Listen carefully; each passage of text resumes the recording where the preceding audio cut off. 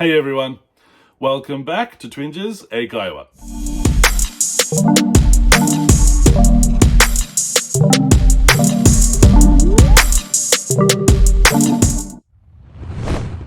皆さんこんにちは、Twinges 英会話です。Welcome back。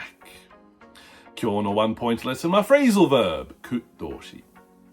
で、今日の Phrasal Verb は to bump into。で、to bump into いろんな意味あるけど、今日は to bump into means to meet someone by chance or to meet someone unexpectedly。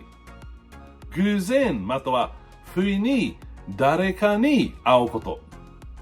例えば、I bumped into my old high school teacher this morning。今朝、昔の高校の先生にばったり会った。で、もう一つ。Wherever she goes, she always seems to bump into her ex-boyfriend。彼女はどこに行ってもいつも元彼にばったり会う。で、最後もう一つ。I bumped into Joe at the bank。銀行でジョーにばったり会った。はい、じゃあ皆さんもう一回。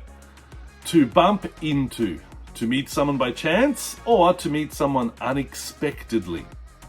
で、皆さん勉強しましたか？はい、よかった。それで、質問ならば、問いならば、みんな下、コメントお願いします。